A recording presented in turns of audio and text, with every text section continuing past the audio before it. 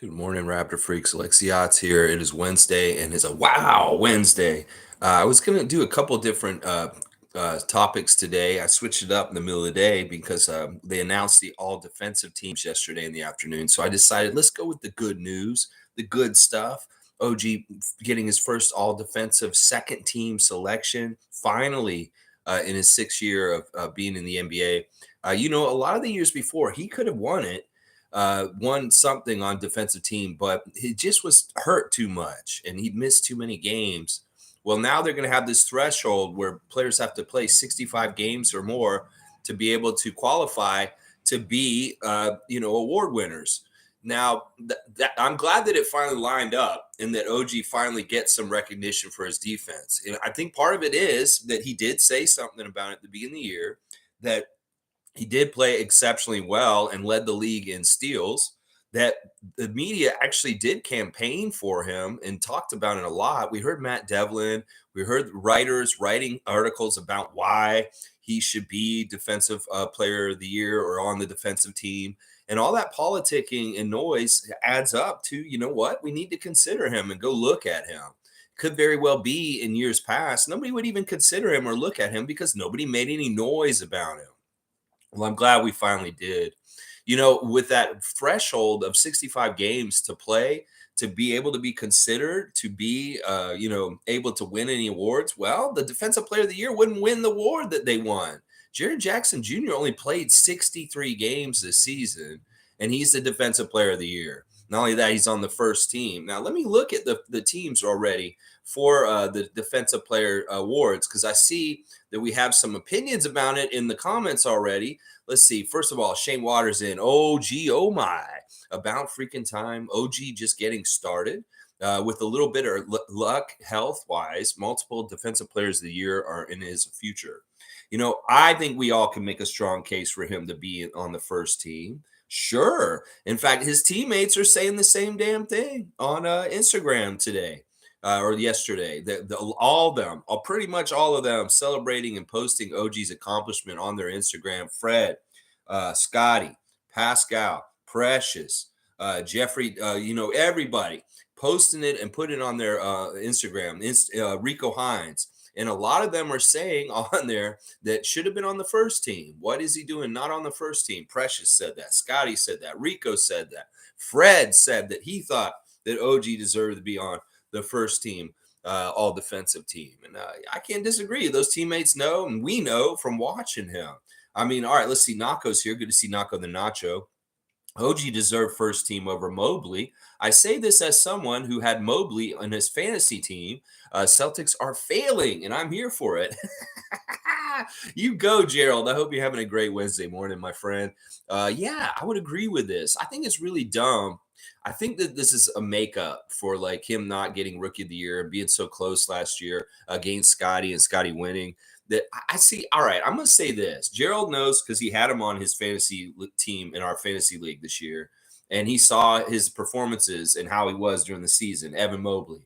Now, there's something else about Evan Mobley that should discount him or discredit him to a degree. Now, first of all, the stats aren't that impressive. I don't understand why they're pushing him so hard for defensive player stuff because he plays next to Jared Allen, and Jared Allen is a super good defensive player himself.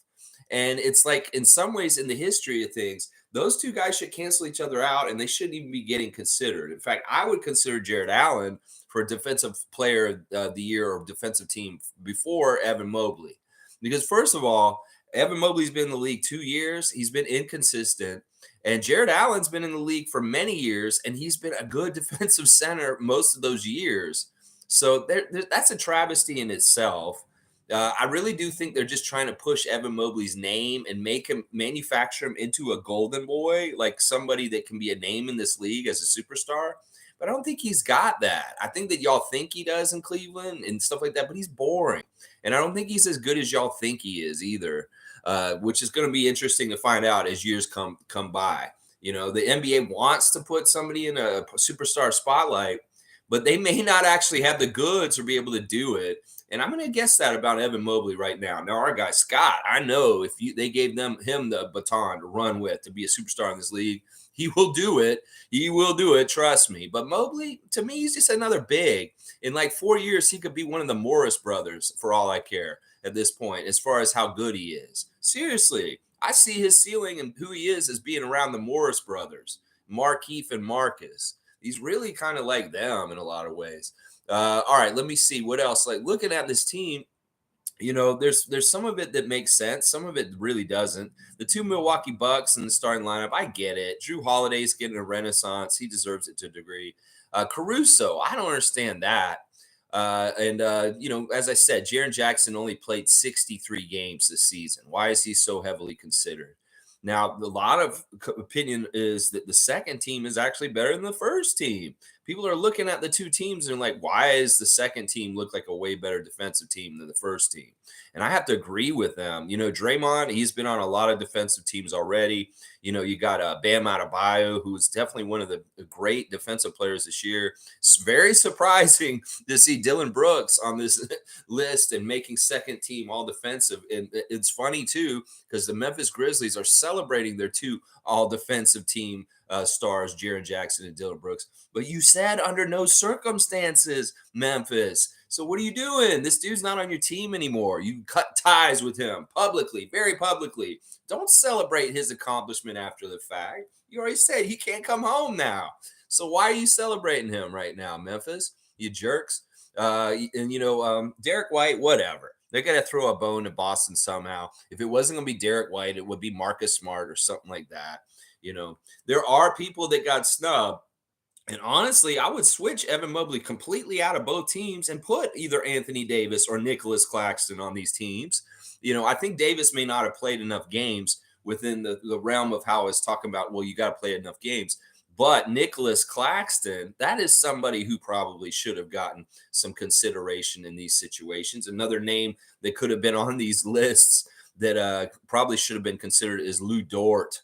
I don't understand. Lou Dort maybe should have been on there instead of Derek White. They're just going to give it to one of the Celtics because they got to represent the Celtics. All in all, I'm very, very happy that OG's getting recognition. He's got his first defensive team selection. And that is a big deal. It's a very big deal. And he's not tooting his own horn. All his teammates and his coaches are tooting his horn for him. And I love that. Good job, OG. We're proud of you. This is such a good thing, and many more to come, including Defensive Player of the Year straight up. That's what I want to see. Yeah. Today is Jeffrey Doughton's 26th birthday, y'all. Yesterday was Malachi's birthday. I didn't really recognize I should have, but today's Jeff's birthday. So I was really happy we did the Share the Love Club for Jeffrey on Saturday because it is his 26th birthday today. Jeffrey Doughton Jr., happy birthday to you. So happy to see you still in a Raptors jersey on our timeline. And hopefully for sure next year. Fiercey Salsera's in already. Let's see what Fiercey's got to say. Good morning, fam. So happy OG finally got his flowers. Bam. Yes. Although I strongly believe he should have been on first team, I will root for him to stay healthy next season and get it. Number one in steals. Yes. Well deserved. Thank goodness he finally had a healthy season where they really had to strongly consider him. And these are all good things. This is all good stuff. Now he's more in the conversation. It may not have been a first team, but listen, this is the crazy thing. We've had a pretty good defensive team for a while. This is only the second time a Raptor has ever appeared on one of the defensive teams in the postseason. And the other one is Kawhi Leonard in our championship year. So this is a big deal. We've only had two of these selections before now, and now this is the second one. This is the good one. This is great. I'm so happy for him too, Fiercey, and wishing best health and luck for OG for next year also to get more awards. MSJ saying good for OG. Also, Jokic dominating. Denver seems ready to win it all. All right, let's talk about last night. A couple games last night. As Gerald put it earlier, Celtics are failing. Once again, what I've been saying the last couple of days, Coach Joe, you're finding the limits of a rookie head coach that doesn't really have head coaching experience. And, we've seen matchups where Doc Rivers, as a younger coach, got out-coached by better head coaches than him in the playoffs and lost, had a lead in playoff series and then lost it still. This kind of stuff is Doc Rivers' calling card. Well, at this point, the experience and knowledge of Doc Rivers is trumping and beating rookie coach Joe. in this series with Boston and Philly. In fact, last night the Celtics had their worst game of the playoffs so far. They kind of just rolled over and lost in a very pivotal game 5 on their home court in front of their home crowd. Yeah, that looked really, really bad, Celtics. And Sixers are looking good, looking real good. In fact, they're the favorite to win the championship now. The Lakers are the favorite to win the West, and the Sixers are the favorite to win the East. So very, very interesting changes. As things change in the series, you see what happens. And now the Celtics are facing elimination in the game tomorrow. Philly, Philly, Philly. Good job. James Harden and Joel Embiid taking care of business against the Celtics last night. And then the other game, Jokic and the Nuggets dominating the Suns again, also, and showing like really tough stuff for them. Once again, Kevin Durant, you can't just add water and then it'll build something. You got to have time accrued and time together to really get that good chemistry going. And Chris Paul's injury in and out of the lineup hasn't been helpful. And then the flakiness of DeAndre Ayton, Devin Booker can have a crazy good playoff like scoring thing that's going on, but it doesn't matter with everything else going every which way the other way. Now, I may have to eat crow on one of my statements for the past couple years that these center dominated teams can't win a championship. In fact, it could be very interesting if we get a Denver Philadelphia finals with Jokic and Embiid going up against each other. Well, then my theory about these centers will never win a championship will definitely be wrong. And in some ways, it's looking like this could happen where it could be a center versus center, MVP candidate versus MVP candidate from the last few years, Jokic versus Joel. That could be very entertaining and very fun. But we'll have to see how things develop and how things are going. Talking about games, let's do the ref report for tonight real quick. There's 2 games tonight. Miami at New York in game 6. The Heat can close out the Knicks tonight, kill them. With their crew chief is John Goble from Miami, Florida. He will be refereeing this game in New York.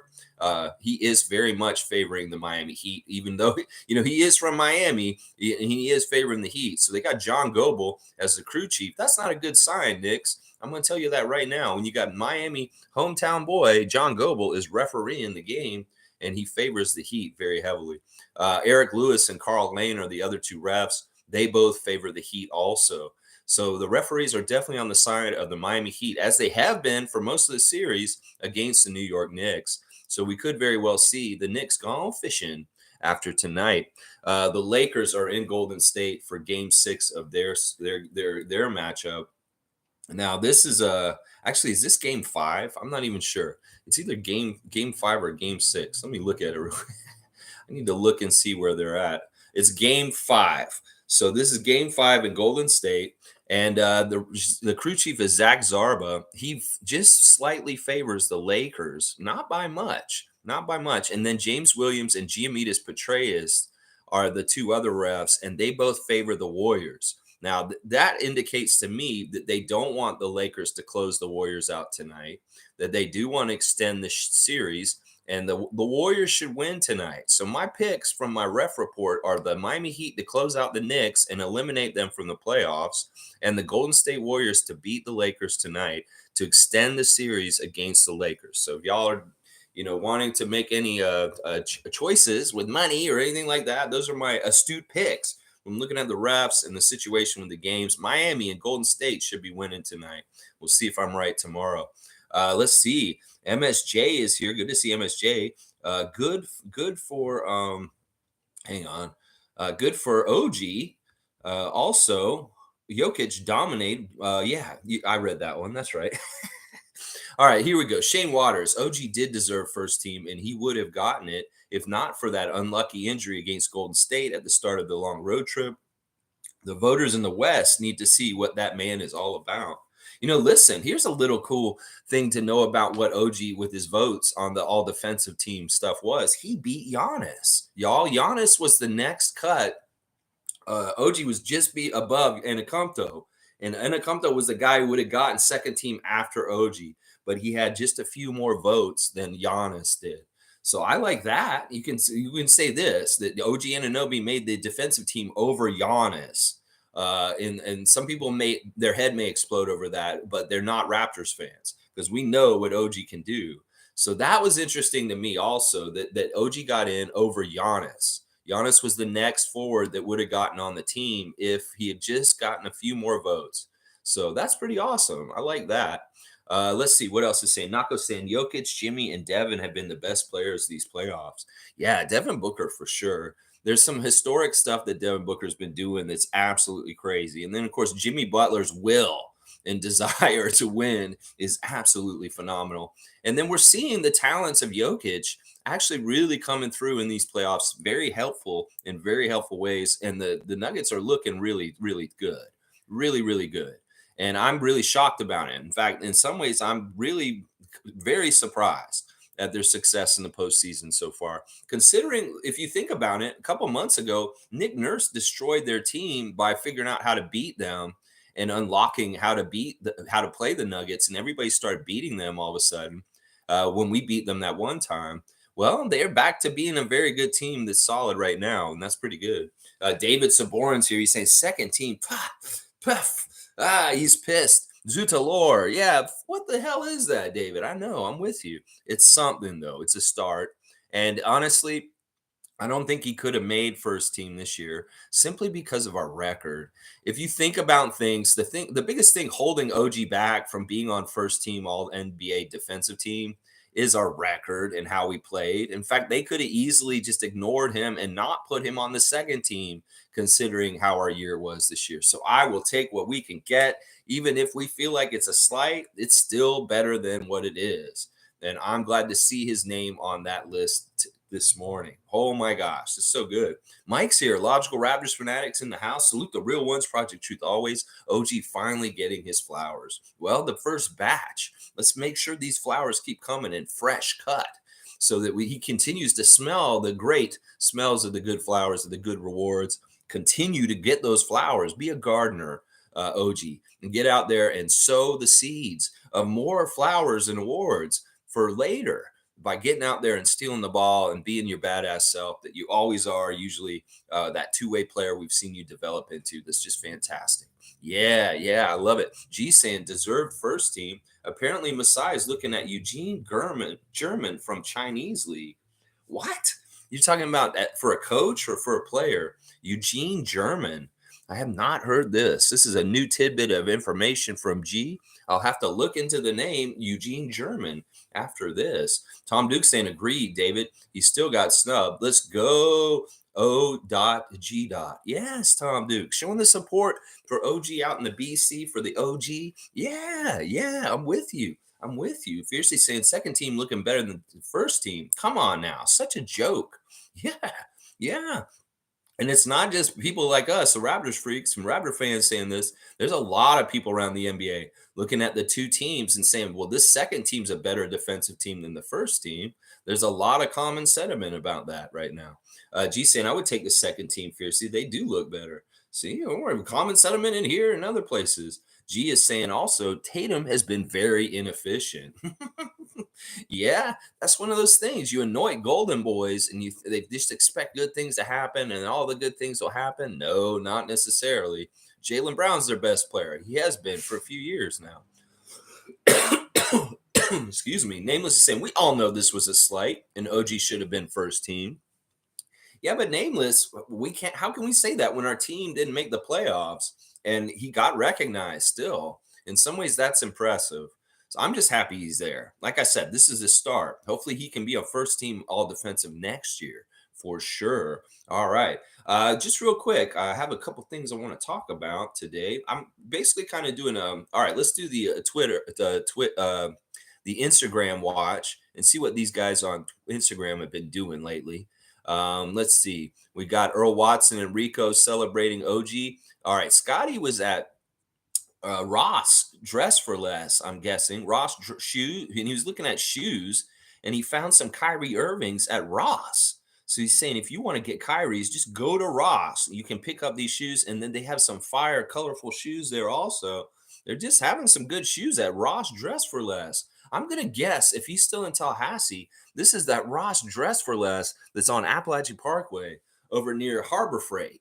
And that may be where Scotty's hanging out right now on Appalachian Parkway near Magnolia, at the Rosh Dress for Less. Maybe that's where he is. There may be other locations in Tallahassee that I'm not thinking about, but there you go. And there it is, straight from Scotty's mouth. My dog, crazy it wasn't first team. That's Scotty celebrating OG's Defensive Player of the Year award. Of course, DeMar celebrating Alex Caruso getting first team all defense. Coloco putting the OG on there. Really cool to see everybody. Fred Van Vliet putting it up there, and on Twitter, he's saying that he thought that he should have been first team on Twitter. And Precious also saying should have been first team, but we'll take it. We'll take it. Pascal releasing amazing footage from this past weekend. The cinematography, the editing, the production value of Pascal Siakam's Red Bull adventures at F1 this weekend are fantastic. You get to see all this fun stuff, like he's walking around with the camera and he's having like a cameraman showdown with the cameraman, and then he's walking somewhere and he sees Ludacris just in the crowd. All of a sudden, he has him on camera for a second. It's great. So check out Pascal and his Red Bull adventures. Now he's saying that all summer long he's going to have episodes of stuff he's doing all summer, and like this, where he's going to post these little films of him doing different cool things around the world. And I think that's cool. I wrote him a message on Instagram saying it's going to be like the Rodman World Tour, except it's going to be Siakam World Tour, and you can just go and meet new people, other celebrities, other interesting people, and to go to really cool places and just film yourself in those places in really cool ways and stuff. I would love to see this kind of content this summer, Pascal. If you're going to be out there and doing this kind of stuff, definitely document it and send it to us so we can see what you're up to. That's awesome. And I love that Pascal celebrating OG also on his Instagram, of course. And then, all right, there's another new thing that the Raptors media people are doing. They're going to be doing this thing called drip season, y'all, where they're going to take two of the Raptors and they're wearing like really cool clothes that they wear to come to the games. And they want us to vote who wore it better. And this week's is Precious versus Gary. They're both wearing white button-up shirts with different accessories around them. And you're supposed to vote and say who's the best. And Scotty got on there and he said on the first one, he said, y'all pick the best two for the first matchup. This is no good, because it's like these guys are the best two guys on the team. And they're telling him that, well, they'll be showing up in other rounds and other fits later on. So don't worry, Scotty. Apparently this is going to be going on for 8 weeks or something. They're going to be doing like these matchups every Tuesday and Thursday. So you guys get to vote on the fashion of the Raptors all summer. And they're having this tournament drip season. So be ready for drip season, y'all. It's funny. All right. And of course, Dubber Delano is filming and posting something about his friend Michael and his young player playing and stuff like that. So just a little check on what the Raptors are doing on Instagram real quick. Lots of celebrating OG and Pascal. Really cool footage and things going on. Scotty's going shoe shopping at Ross and finding some good deals. Yeah, good deals. All right, let's see what else y'all are saying. Infamous is saying, Morning Freaks, if OG was in an American market, he would not only be Defensive Player of the Year, but first team book it. I don't know if that's totally true. I mean, seriously, it has to do with how we perform also. You know, he can have all the stats and show all the time he spends on the top players in the league, covering them, and look at the list of like 1 through 5, the toughest guards in the whole entire league. And that stuff will be good on his resume. But our record doesn't help his resume. And that's part of the problem. And also the fact that we didn't get in the postseason. That's part of the problem also. I mean, I would make that argument most cases. And we do have to overcome that just in general. But in this situation, I won't blame that. I think that we're actually really lucky we got him on there. You got to think about it this way. Only 10 guys get on those teams. And there's a lot of teams that got 2 guys on there, like Memphis and Milwaukee. So there's not many teams that got representation on the defensive team. So we should be very grateful and lucky, even if we know he should have been on first team for sure. Fiercely saying Claxton got snubbed big time. AD was always injured. Yeah, that's a fair way of putting it. Lakers fans are really crying foul about Anthony Davis being snubbed. They feel like he should be on there, but he didn't play enough games, if you ask me. In fact, that rule next year is going to take a lot of guys out of contention for postseason awards if they continue to sit out so much. Yeah, Claxton definitely got snubbed. I thought that guy was amazing this year. that Nicholas Claxton should have gotten some recognition. Trevor Jay's here. Good morning. Boston looked like they're going to be in trouble. Philadelphia dominating them. That's right. Trevor, it's looking like I might have to wear some Philadelphia gear on this channel soon. Maybe as soon as Friday. Yes, yes, I'll wear it gladly. Monique is here. Superfan Monique is here. Good morning, everyone. Congratulations to OG. The chatter around this team continues. All right, Monique is kind of bringing this up. And so I'm going to bring up something. I was going to do the good, the bad, and the ugly. And the good is that OG got defensive team. The bad is this Masai Ujiri Bleacher report that came out yesterday is really, really dumb, y'all. I'm going to read it verbatim and I'm going to debunk it right now, right in front of y'all. It's so dumb. This is written by Tyler Conway. I don't know who this hit job artist bullshit guy is. He's a Jake Fisher. So this article is dated yesterday, and it says Masai Ujiri really frustrated with Raptors linked to Wizards job. The NBA GM says. All right, now who is saying this? Seriously.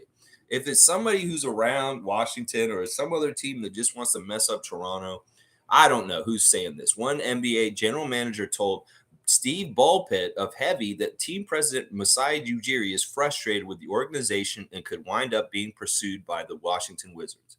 Now, see, this is first of all, let's look at the sentence structure and say it says could wind up being pursued by the Washington Wizards.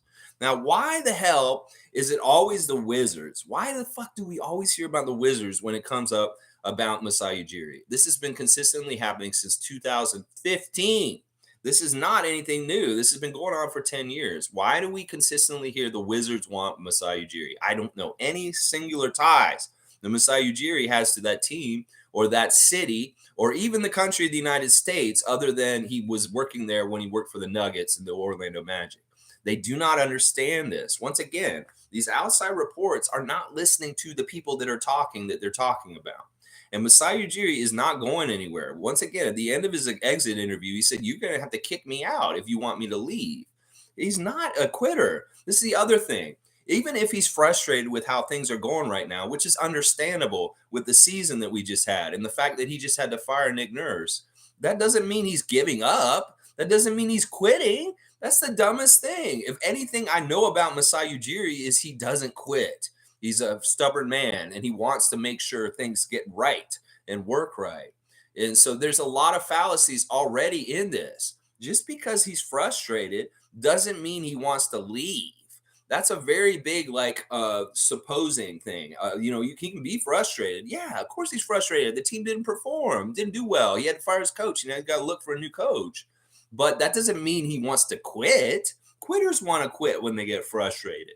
And that's not what Masai Ujiri is. So there's the big first fallacy in this stupid ass Bleacher report from yesterday, is that even if he's frustrated, what makes you think that he wants to leave or quit? He likes the challenge. He wants to face it. He wants to take it on.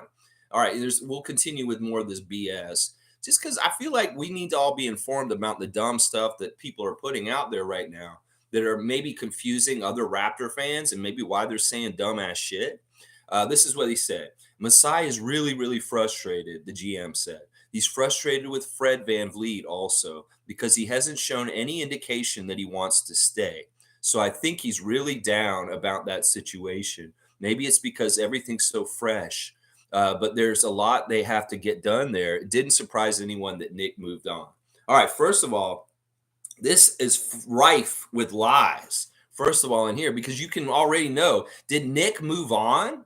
That's not what happened there. Anybody who can look from the outside on this situation, Nick Nurse did not want to leave the Raptors. In some ways, he sabotaged it and made it so he had to. But in some ways, I don't think he moved on. I don't think that's the way of characterizing this. In fact, I think that Nick was very much trying to keep his job at the end, and that Masai fired him. That's not Nick moving on. That is us moving on from him, GM, that is purported to say this. That seriously, listen to the language in the first place. You can see Nick moved on. Why do you think that he moved on? That's not what happened. He was fired. And he did not want to necessarily leave. In fact, this will be the next part of my whole stream, is the fact that we have not heard anything from Nick Nurse in 2 weeks, over 2 weeks since he got fired. That says a lot about how he did not want to leave Toronto. I'm serious right now. Think about it. Let's do some Windurst. This makes way more sense than this Bleacher Report. Well, all right. Coach Bud gets fired on Friday. Okay.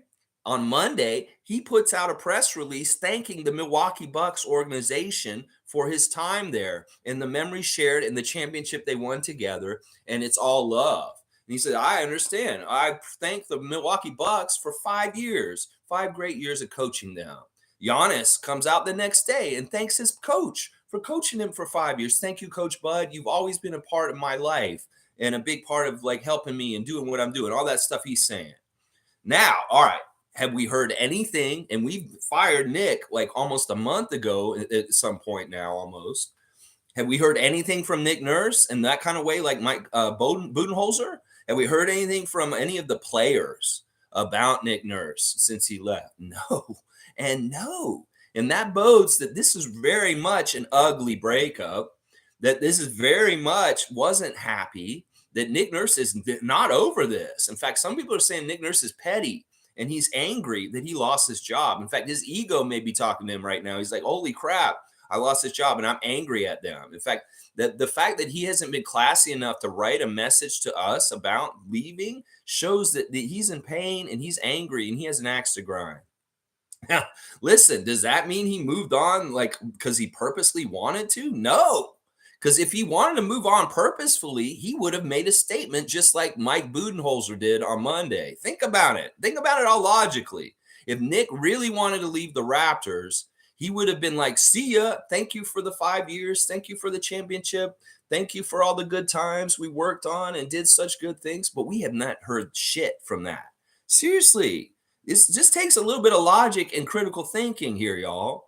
He is pissed that he lost this job. He's hurt about losing this job, and he still hasn't healed from losing this job enough to come around back and make a statement like Budenholzer did 3 days after he got fired. It's been almost 3 weeks. It's been like almost a month that Nick Nurse has been fired now, and we haven't heard a single statement from him in that kind of way like Mike Budenholzer did on Monday. Does that sound like somebody who moved on? No, he did not move on. He was fired and fired against what he wanted.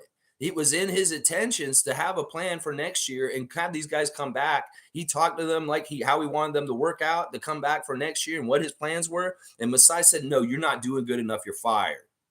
So right there, that cancels this whole Bleacher Report to be stupid. And the other lie that I can point out right now is, first of all, they're saying that Fred has not shown any indication that he wants to stay.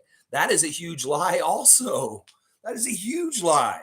What did Fred VanVleet say at the beginning of the season? What did he say? I want to be a Raptor for life. I sound like a pretty good indication of what he wants to do, that he wants to stay. If he said, I want to be a Raptor for life, he said that last fall, and they asked him at the end of the season, has anything changed about how you feel about being on this team? He said, no, I want to be here. So the Bleacher Report's not even listening to our interviews with our guys so that we can totally debunk what they're saying easily, because that's not what Fred said. Fred has said he doesn't want to talk about the contract till the offseason. And that may be frustrating Masai because he'd like to get it done or get it done sooner. But now they can talk about it now, and I'm sure they will. And they will have open communication. Once again, Fred illustrated that he has a different role in the organization as a player because he has a connect hotline directly to Masai. So if there's problems between Masai and Fred or them not lining up, that doesn't make any sense to me because their communication is good, positive, and open, and very much on the same page. So this Bleacher Report, you can shoot big, huge holes through it really easy just by looking the way it's written, the way that it doesn't make sense with anything that we've been hearing this season, that it's ridiculous. Sure, maybe Masai told the GM. He may have called somebody and say, oh, I'm so frustrated with our situation right here. The GM's like, oh, you're frustrated. Okay. And then they extrapolate and they make up all this extra bullshit on it. But how does it conveniently always come back around to he wants to go to Washington? Does that make any sense? I've never heard Masai Ujiri say anything about wanting to go to Washington. It's just Washington has such a thirst for him so bad. They can't get over it. For like 10 years, they've had this thirst for Masai Ujiri. It's ridiculous and it's stupid. and you're not getting him. The other reason why this is so stupid and crazy is let's look at the contract and the deal that Masai's on. He's on one of the best contracts for a team president in the whole entire league. He has ownership stakes in the team. He has the ability to be his own boss. He has a really good ownership group above him that he likes working with. There's nothing in his situation that's bad. In fact, he has almost complete control. And he can do whatever he wants. What is not to like about that? Even if he's frustrated with the current situation and position the Raptors are in, doesn't mean he doesn't like the challenge of fixing it and getting somewhere better. He has a really good deal right now. His contract is crazy. I've heard something crazy about how much he's making per year is like around 10 million a year or something. So why would he walk away from that? That's another part of this that just blows big holes into this whole BS story. I'm going to see what else they've written here. I don't know what they're going to do, but I've been hearing that Washington is coming after Masai again. That may be the most truthful thing that I've heard in this whole thing. Is that it's so dumb. It is so dumb, and it really is a retread. It's a retread, just like the OG thing is a retread. This is a retread. People take an old story Michael Grange put out in like 10 years ago, and they start bringing it back. And it's partly to pull us apart. They see us, we lost our coach now. They were effective enough for it to toxic enough that we lose our head coach. Now they want to go for our team president. Fuck that. Van Hoot, I watched your content yesterday. Basketball Rewind. Check it out. It's a great channel. Don't come after Masai. Seriously, there's no reason to do that. It's ridiculous. We need to keep him around. He's a really good leader.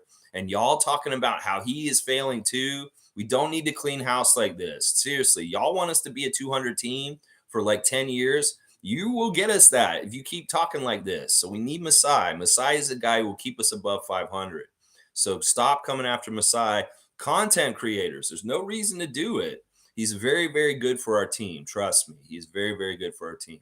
So yeah, I wanted to debunk another dumbass Bleacher Report about Masai Ujiri yesterday. You can basically look at it. First of all, Masai and Fred are on the same page. They're talking to each other. If there's any contract problems, they're going to work them out behind closed doors and they'll figure it out. Fred VanVleet does want to be in Toronto. Anybody who's questioning whether he wants to go to another team or not, you're crazy. He wants to be on the Raptors. He always has and he always will be. Trust me. It's just how it is. And then Masai, listen, he is very much happy here, even with the challenges and being a little frustrated right now. He's very happy in Toronto. Now, Nick Nurse moving on from our team, that's not exactly how it went. He may have opened the door for him to move on, but we pushed him out that door after he kind of opened the door for it to be open. Don't get it twisted, Bleacher Report. So, yeah, I just wanted to do a little debunking real quick. It's so dumb. It's so dumb.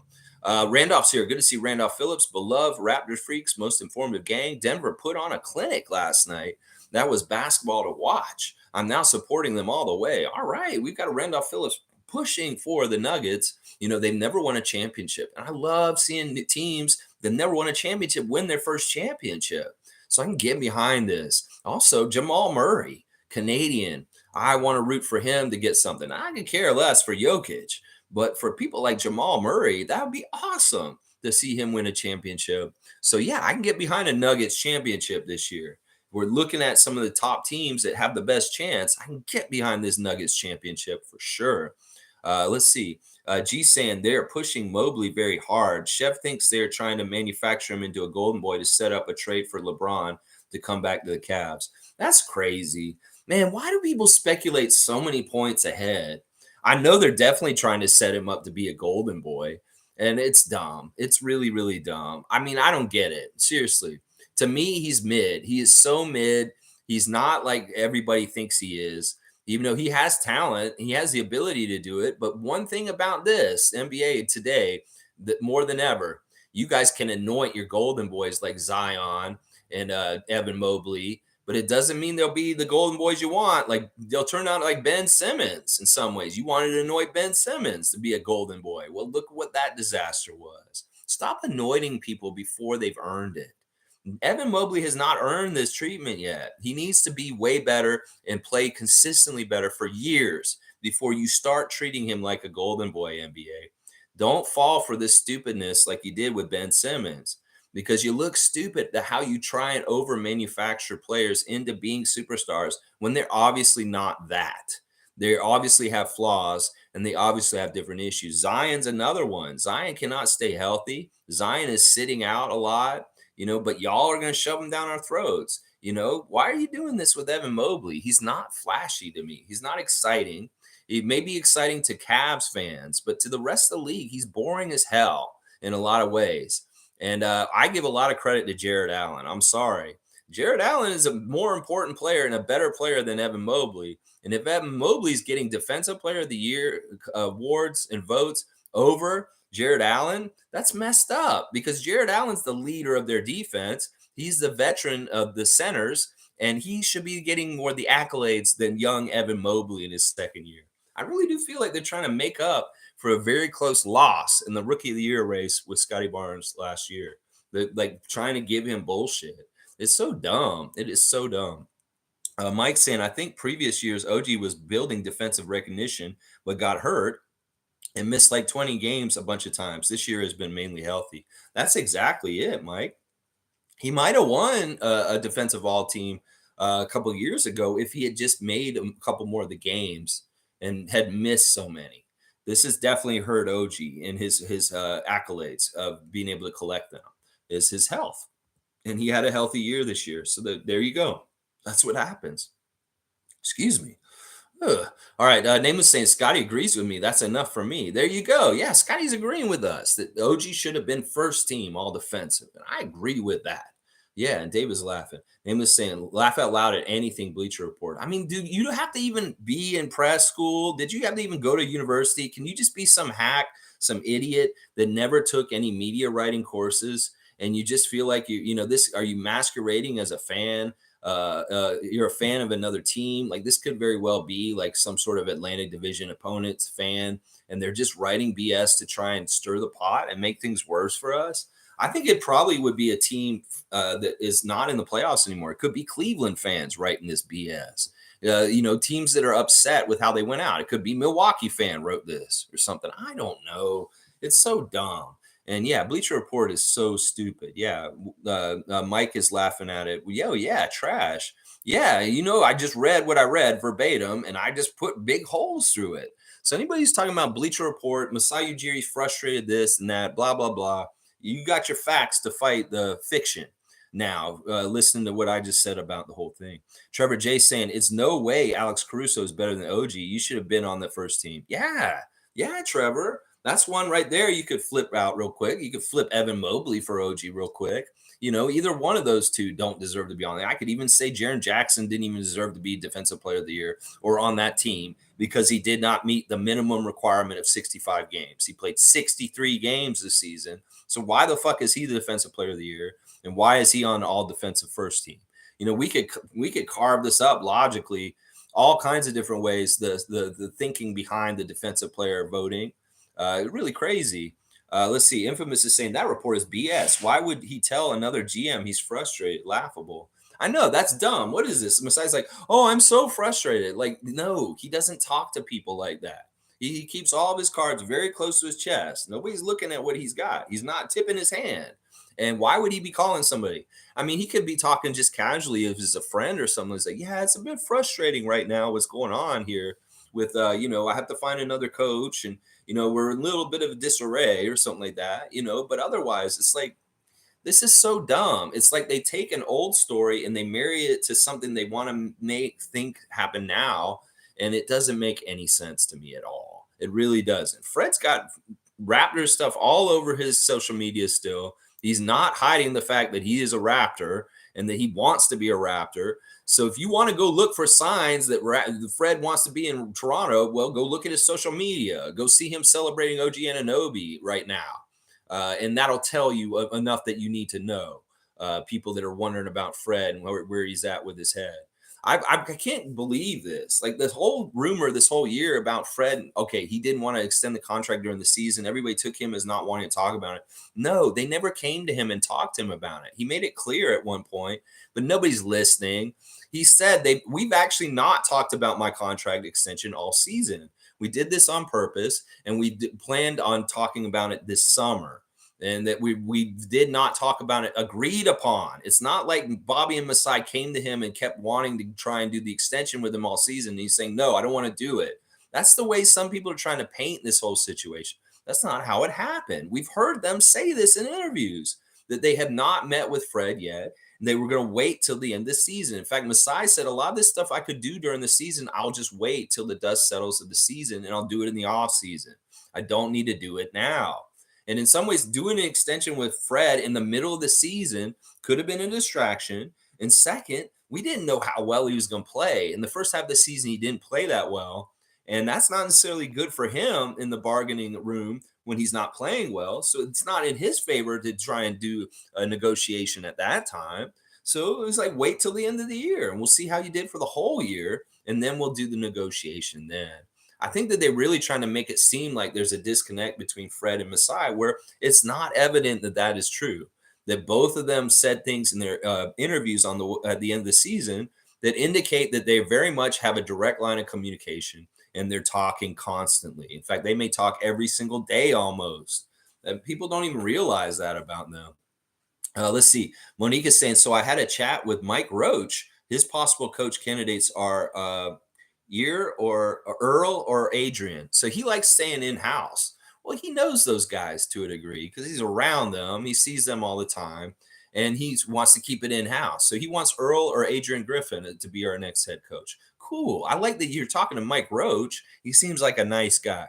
I know that other than hustle play, he does a lot of stuff for the broadcasting alongside Matt Devlin and them there at the table. He's often the helper guy sitting next to the broadcast and helping them with notes and just being a production assistant. So cool to see that you talk to Mike Roach and tell him the Raptor Freak said, hey, and keep asking the great questions on Hustle Play. Love that show.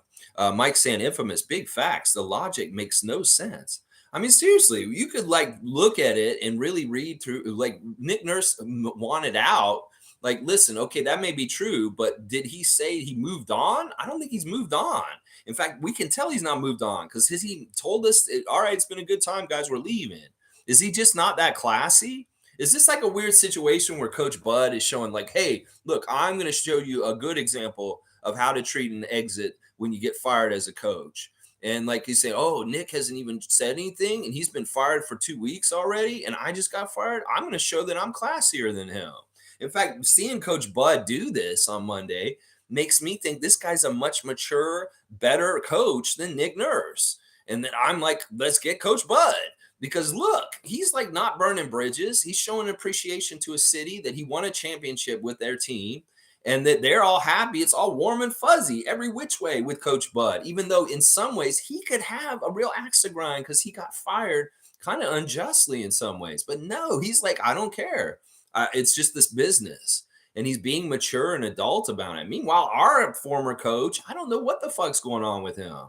Maybe he had to have some time to grieve. Maybe he's had to have some time, like he said, to have a couple weeks off to just sort himself. And that may be why we haven't heard anything from him. But it's like Coach Bud will put a whole ad in the paper in Milwaukee saying, thank you, Bucks, for 5 years of great times and a championship and all the good stuff. And then Giannis will come out and say, thank you. Where's Scotty? Where's Freddie? Where's OG? Where's Pascal? Saying that towards Nick. Not a single damn one of them said something about Nick Nurse in a nice way. Thank you, coach, for your time and anything like that. Now, will it be when coach says something, then they'll say something afterwards to him? I don't know. Maybe that'll be the timing. Maybe Raptors PR is scrambling now and saying like, oh shit, Nick, we need a statement from you so this doesn't look like even worse than it is. Can you please come and make a statement thanking Toronto or something like that? And he's like, no, fuck y'all. I wanted to be still there. And that's why I won't do it. You know, there could be a lot of situations that we can extrapolate from this. And if you really look at human nature and you think about the situation, once again, with critical thinking, you realize this is an acrimonious split, that this isn't something that went smooth or was expected in some ways. In fact, in some ways, I'll bet you Masai coming in that morning and firing him and the coach like that morning was not exactly what he wanted. Seriously, I think Nick was a little confused at the end of the season. I think he was wary, he was stressed, he was like maybe getting bad advice from Clutch. He was sick of the losing, he was maybe frustrated, he made some dumb mistakes, and then maybe afterwards he's trying to cover it up and he's like, "No, I don't really want to leave." It's like I kind of like, maybe like said some dumb things, like thinking took my time off, like and think about it, see where I'm at with the organization. Well, people are reading between the lines. It's like Chris said, you say you go talk to your landlord and say, I think I want to move out. And the landlord's like, go ahead, move out. And then you're moving out.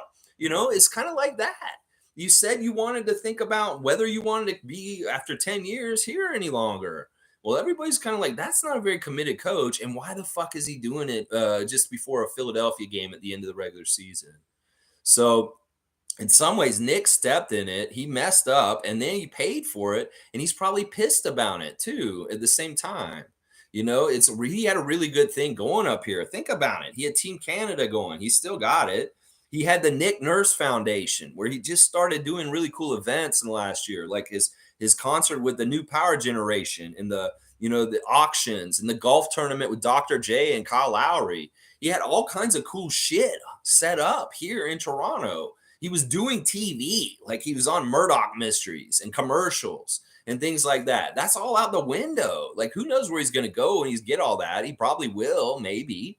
But I'm just saying, there's an uncertainty right now, and the fact that he has not made any kind of statement of thanks or something towards the Raptors is so telling right now. It really means the breakup was bad and that he didn't necessarily want it. That's what I'm hearing from it. That's how I read it. No, seriously, if he really wanted to leave Toronto, he would have made a statement. Thanks, y'all. Peace out. I'm gone. Thank you. Bye. No, he hasn't. So that makes sense to me that he's pissed that he lost his job. He's upset about it. He's probably emotional about it, obviously, and that it's really hard for him to move on. Whereas Bud's like, yeah, I fucked up. I'm sorry. We'll see you later. Bye. I'm on my way. I mean, seriously, think about what I'm saying. Does that make sense? Why the fuck wouldn't he make a statement already? Why hasn't Nick said anything for 3 weeks? This is really crazy. All right, let's see. Infamous saying these reporters must work for TMZ, but BS report. This is the problem with Fox News. This is the problem with fake news out there is that everybody's in that business now. It doesn't even matter what the truth is. It doesn't even matter what the facts are anymore. They want to slant. They have a thing that they're trying to get done. They're trying to cause things. They want people to be afraid of trans people. They want people to think that Masai Ujiri is coming to Washington. They'll make up bullshit just to shape minds and how people think. And that's part of what's going on here. And that's why we need to tell the truth and we need to put it out there against it. And, there's going to be a lot of confused Raptors Nation people. They're going to read this report from Bleacher Report and think that Masai needs to leave. And they're going to say, well, screw him. Let's get him out of here, too. So very much stand up for Masai Ujiri if you see people saying that they want him to go. Same thing for Fred, because both of them have not indicated they want to leave Toronto. And that's just other forces out there trying to make people think that they want to leave. And that's wrong. It's all wrong. Let's see. Guardian Transit saying Nick has never said a word to anyone that I know of since he got fired. To me, that sounds like it was not a good parting. Exactly. Seriously, if it was a good parting, it would be like Coach Bud. Hey guys, thanks for 5 great years. We won a championship. Such special memories forever. He could have easily replicated the exact same thing that Budenholzer did on Monday, and he has not yet. So to me, that speaks volumes about how bad the dismissal of Nick Nurse went for Nick Nurse. See, that's the thing. He can only control what he can do.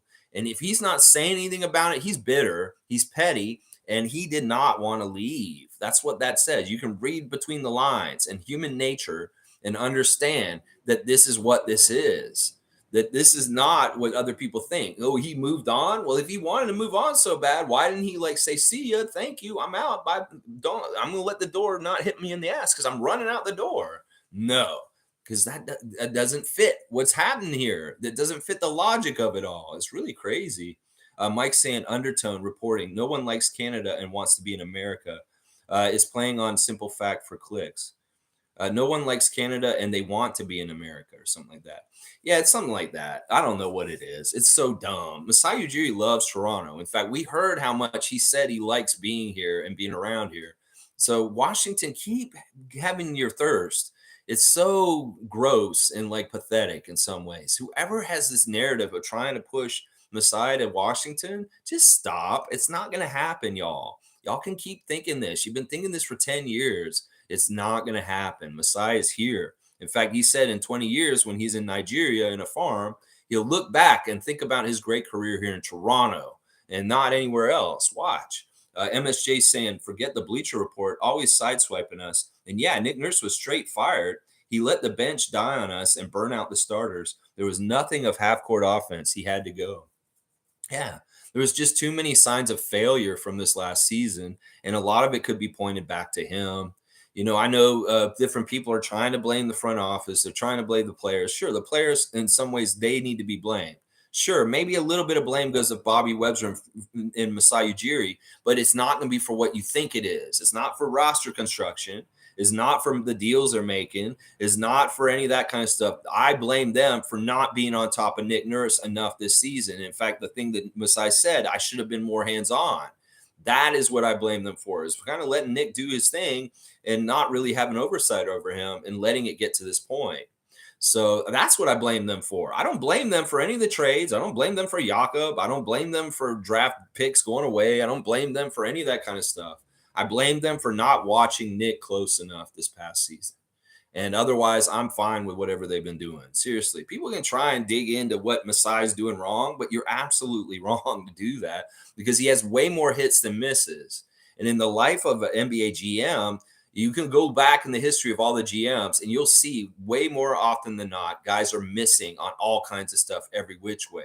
The batting percentage of GMs and presidents that run teams isn't very high usually. Like maybe they have 33% success rate on decisions they make, where I can tell you that Bobby and Masai have like a 70 plus percentage of wins over losses as far as movements, acquirements, draft picks, all kinds of stuff. You can look at any trade, you can look at free agent signings, and I could say, all right, yeah, all right, we'll give you that one. That one's not good, but I'll tell you, if there's 3 not good ones, there's 7 good ones, and that's what I'm saying. Now, other GMs in our past, like Rob Babcock, we'd be lucky if he got like 2 good decisions out of 10. So that's what I'm saying. That's part of it too. Is you got to look at your front office and their percentage of like their decisions panning out to be very good decisions, like Scotty Barnes, Christian Coloco, a trade Lowry for Precious Achua, a Kawhi Leonard for DeMar DeRozan deal. You have to look at the whole body of work and market. Is this a successful deal or an unsuccessful deal? Well, this is successful. Oh, this is a great draft pick. Delano Bands, successful. That's what I'm saying. So when you're analyzing the front office for the job they're doing, you really need to be careful because they're going to make mistakes from time to time, but the percentage of mistakes is what matters. And these guys have a very high percentage of being correct and making the right decisions, Bobby and Masai. So stop coming after them. I'm talking you specifically, Van Hoot and other people. There's no reason to. There really isn't. There really, really isn't. We're doing damage control at this point. Our franchise is in disarray, and we don't need to pull it more apart. Trust me. We need to come down together and solidify ourselves as a fan nation and protect our team. If you want to pull it more apart, you guys, you're not good fans. You just got to stop because we need to keep this band together as much as possible at this point. You guys decimate this team, and we'll be a lottery team for like decades from now. We can't do this. We can't wipe the whole plate and start completely over. That's not smart. Trust me. The NBA, everybody who does that, they languish for decades afterwards. We may not be a playoff team again until 2040 if y'all want to destroy this team right now. So stop with that talk. We need to continue to build on the good stuff that we have right now instead of decimating everything, saying Fred's got to go, Masai's got to go, Pascal's got to go, all this bullshit. Just stop, y'all. Seriously. We fired our coach. Let's tinker with it. We'll go from there. Let's see. Fiercely saying Masai won't be satisfied until he gets a second chip with us. He wants to prove a point. He won't leave us. Yeah, that's what he said exactly at the end of the year. That's exactly what he said. Fiercey's listening. listening. She's listening to the person say it from his mouth. And the Bleacher Report is going from hearsay from a GM, extrapolating from maybe one little statement and just going in other directions and saying, well, this is this, and this is this, and this is this, where it doesn't make any sense. It really doesn't. Mike's saying 2 Raptors chips cements the Raptors as a real legit team in the league, and Masai as the architect would be the father of the modern Raptors. Sounds pretty good, not gonna lie. Well, he's already the father of the modern Raptors. He has been, and yeah, but 2 will cement this, as he says, legitimizes it. Is that some people will say, oh, the first one's just a fluke. You guys were lucky, injuries, blah blah blah. Well, we get a second one. It legitimizes the first one, and this is all true. And this is a goal of his. I'm with him. I'm totally with him on that. MSJ saying Mobley is not anything special. Cut rate Chris Bosh. Yeah, Chris Bosh is better than him. In some ways, they're similar, but man, he's getting it all too fast, too quickly, and he hasn't earned it. And that's part of what I'll say about Evan Mobley in some ways right now. He has not earned this kind of spotlight that they're thrusting on him, and it's starting to smell a lot like Ben Simmons. Logical saying Lex missed a bunch of comments. I think, did I miss a bunch of comments? Um, I'm trying not. Oh yeah, I did. You're right. All right, let me make sure. I don't want to miss anything. I'm gonna come back and just scooch over and see where I'm at. You're right. I did miss some comments. Um, I read that one. Okay, here we go. Um, all right, Monique said the JJ Redick talk is silly. I had to see. I've heard a little bit of something about JJ Redick maybe coaching us. That's ridiculous. No, his gig is with the podcast. He's really enjoying it. He doesn't come off as like a coach to me. The way that him and Fred were talking when they did the podcast earlier this year, that dude shouldn't be coaching Fred. Listen to the way they go back and forth. They're equals. So in some ways, JJ Redick coming in and coaching the Raptors just doesn't work. Trust me. In some ways, they would respect him and maybe listen to him. But where the hell has he been an assistant coach? Once again, people that float these dumb names, like that report that you saw, Monique, that was a joke. That was a parody joke. I'm pretty sure. They had JJ Redick and the other name was Dwayne Casey. That's so ridiculous. Like, where are they pulling grasping these straws? Dwayne Casey just retired. He's going to the GM office, and JJ Redick has never coached. He decided after he got done with his playing career that he'd go into broadcasting, which he has a degree in communication and broadcasting, and he's in the field that he's supposed to be in. If he wanted to go coach, he would have gone and sat on a coaching bench next to a coach and been an assistant. But he hasn't done that. So everybody who keeps wanting to pick people that are in the media that have not shown any interest in being coaches, this is so stupid. So yeah, JJ Redick, that one was dumb. In fact, I laughed at that whole thing. You say JJ Redick and Dwayne Casey. Does that make any sense? Like seriously, Dwayne Casey just retired. Like he wants to come back to Toronto. I don't think he wants to ever come back to Toronto in that way. In some ways, we fired him when he was coach of the year. Why would he want to come back to Toronto? It's so crazy some of the stuff people are putting out there these days. Fiercely saying Booker and KD were so frustrated, shoving and pushing people. I love it. Yeah. Kevin got a technical for pushing Jokic out of their huddle. That was funny. But yeah. And all right, I want to commend Matt Ashiba for coming out or very early on in the day yesterday and saying that Jokic should not be suspended or miss any games for the incident with him and the two of them. And in fact, Jokic came over to him and gave him a ball before the game last night and said, hey, no hard feelings. And they were cool with each other. That is a good owner. That's a smart guy.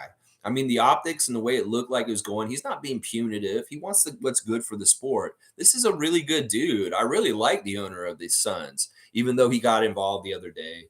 That he made a really good statement yesterday. And I was really proud of him for doing that. Let's see. Manifesting a Tyrese Maxey type for a draft pick this season. He's a game changer for them. That would be awesome if we could get a Tyrese Maxey type of player. I wish Malachi had been that guy. Oh my gosh. If Malachi had just been a Tyrese Maxey, holy cow, G. Name is saying, never mind what Chev says. I seriously doubt the integrity of the stuff he says. Yeah, that's ridiculous. That's a really kind of like he thinks that they want to make Evan Mobley build him up so they can trade him to LA for LeBron. That doesn't make any sense. Like that doesn't make any sense. They don't need to do that to do that. And Chev, I think Chev's just kind of extrapolating into weird like ways. I don't know. Monique is saying the JJ Redick is silly. Yeah. Yeah. Cool Cat saying, good morning, Raptor Free Crew. Congrats to OG. About time. Should have been first team. I can agree with that. That's a common sentiment around Raptors players and Raptors Nation and Raptors freaks. That's for sure. Fiercely saying, Golden State Warriors better wake up tonight. I do not want the Lakers to win. Yeah.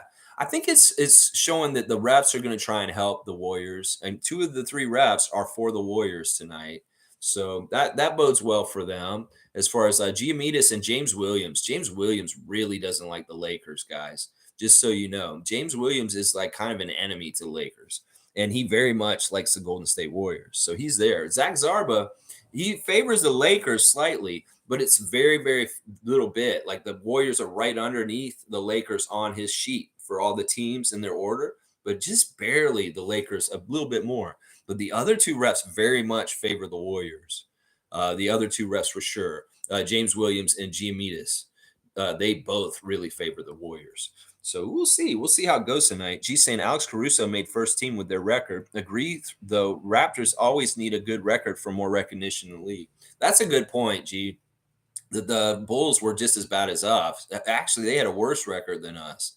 And he made first team. That's kind of sketchy. Now, did Caruso make any other teams in the past? No, this is his first one ever. Well, that is messed up. In some ways, I was like, Alex Caruso is not a better defender than OG.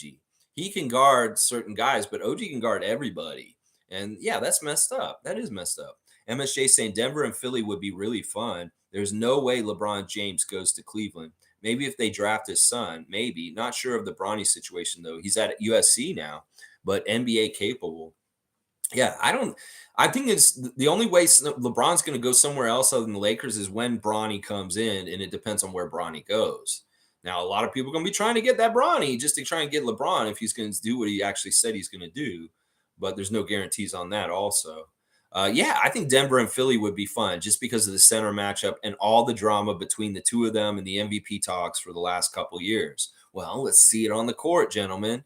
The head-to-head Denver versus Philadelphia in the NBA Finals this year would be fantastic. Honestly, that's the matchup I kind of want. Honestly, let's see. G saying from Sean Paul, NBA news to relay here. Former Northern Illinois guard Eugene German has received an invite to be at the Toronto Raptors free agent minicamp this summer, per source. Oh yeah, I did see that. That Eugene German has been invited to our minicamp already to be a part of our summer league stuff. So, yeah, okay, I'll go look at Eugene German. He's not a coach or anything. He's played in the Chinese league, and now he's coming over to be in our minicamp. Okay, I'll have to take a look at him. Blue City's here. Philly fan is in the house, feeling proud, holding their head high. How about them Sixers? Well, you know what? You went into the den of the beast and you beat them in front of their fans with their awestruck faces, like, oh, all the Celtic fans were funny to watch in the crowd last night. The shoveling. Bill Simmons after the game's like, I'm in a dark place, y'all. I'm not going to do my podcast tonight.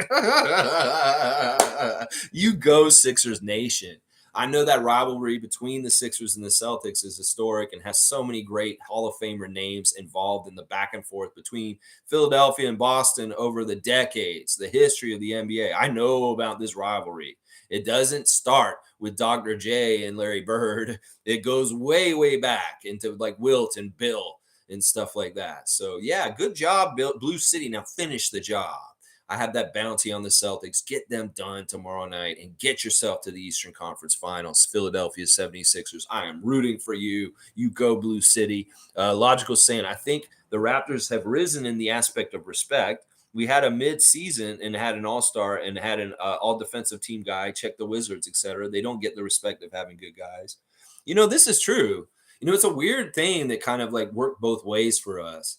This season, we finally kind of got bona fide as like a respected real franchise that's tough and scary. But in some ways, we don't play well when we're like that. We need that underdog chip on our shoulder. This is something that like Chris Boucher talked about on Hustle Play. Maybe something that Masai and other people talked about a little bit, that, we were good and overachieved when we felt like we had something to prove. We were underdog team. Everybody's sliding us. But then when we got level of success for a few years, we're kind of like, oh, we are a creme de la creme. Well, that's when we got lazy and rested on laurels this season. And we didn't play as well because we didn't have that underdog chip on our shoulder.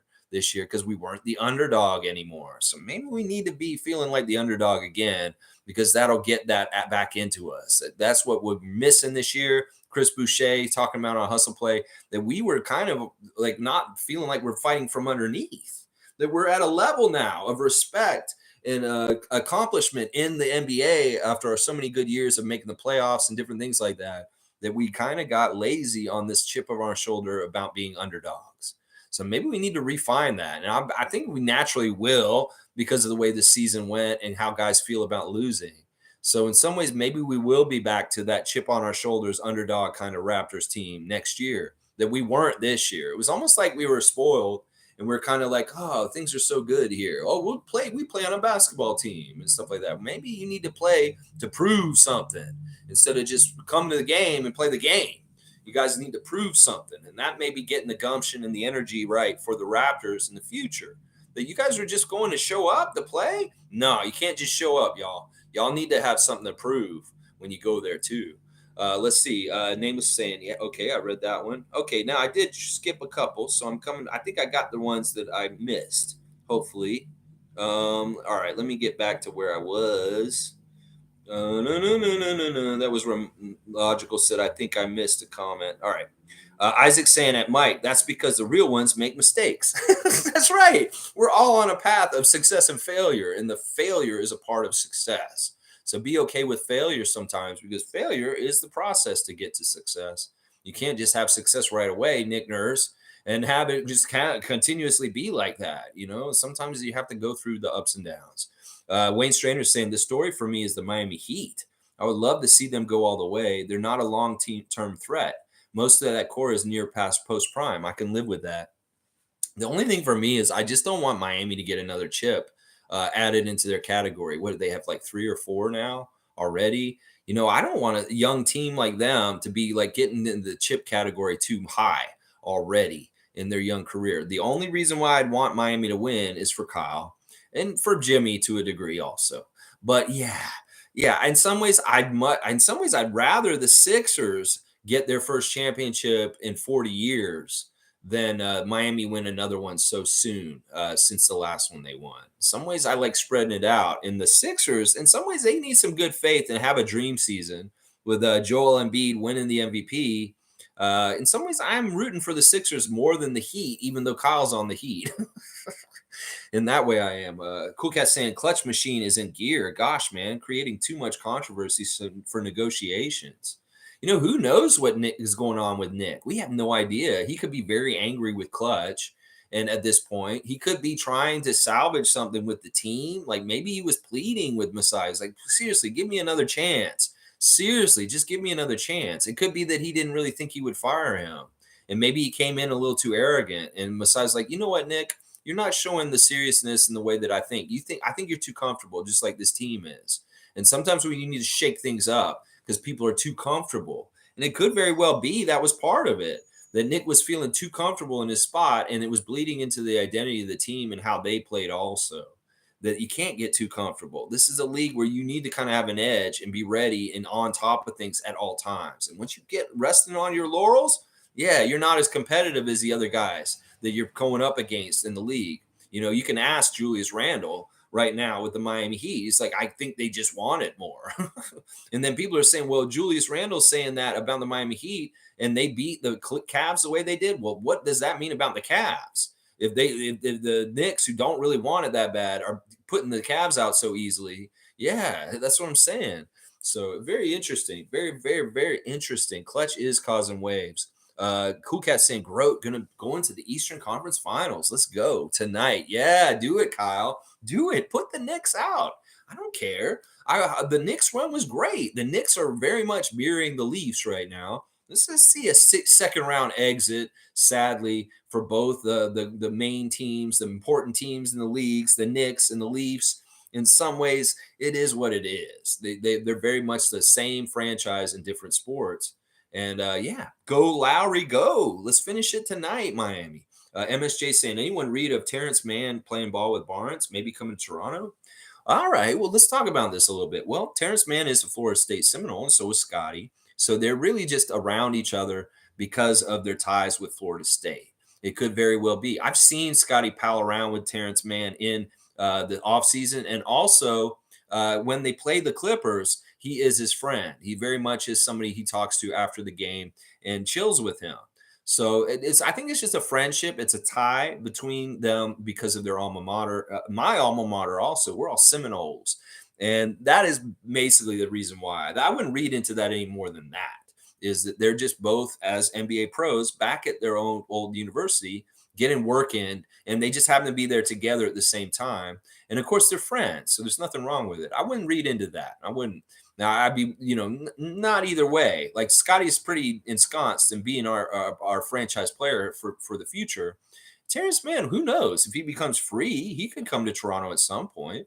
That would be great. He's on my list. He's a green light. We could have him come here. That'd be great. It jumped again. Yeah, okay, it jumped again. I don't know why it keeps jumping.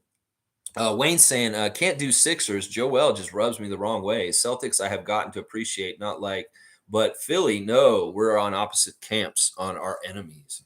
Well, I know it's different. It's different, Wayne, for everybody. In some ways, I cannot have the Celtics and the Lakers in the finals.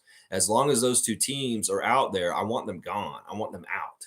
And Lakers fans and Celtics fans can hate Raptors, me, and that's fine. But that's just how it is. Y'all have been around forever, and that's Adam Silver's wet dream to have the Celtics and the Lakers in the finals. And that's not what I want. I really don't want that. Sixers and Nuggets, fantastic matchup. That's what I'd rather see. If it's the Heat and one of the other teams out west, hey, that's fine too. That'll be great to see Kyle Lowry try and get his second championship. Mugarbe's here. Good to see Mugarbe Lennon. Always good to see you, man. I hope Embiid would never win a championship in Philly, maybe on a next team. He doesn't mind Embiid winning a championship, just not in Philly. I mean, hey, we all have our preferences. We'll have to see how this all shakes out and see how the postseason continues to go. There's only one team that's going to win. That Larry O'Brien. We have to see who it is. MSJ saying, I agree at Logical Raptors Fanatic, but a man for Fred Van Vliet trade, hate to start the rumors, but they are just friends, I guess. And I hope we see Miami versus Denver. And Lex, how can you not be a Jokic fan? I'm not against him. I don't hate him. I don't hate him like I hate Joel. He's fine. I don't think there's anything wrong with him. I think in some ways he's overhyped just because in some ways he's a detriment, like a slow big man, and he doesn't get up and down the court just like Joel at times. And they can't play him all the time. But his passing is absolutely insanely good. The fact that some of the ways he shoots things, he is a really good player. I'm not really a hater of Jokic. I can get behind Denver winning for sure. I can get behind them winning. All right, you guys are making me feel like I missed some comments today. Mike, can you just tell me if I missed anything out of the comments just real quick and say, do you think that I missed anything else? Because I think I got all of them.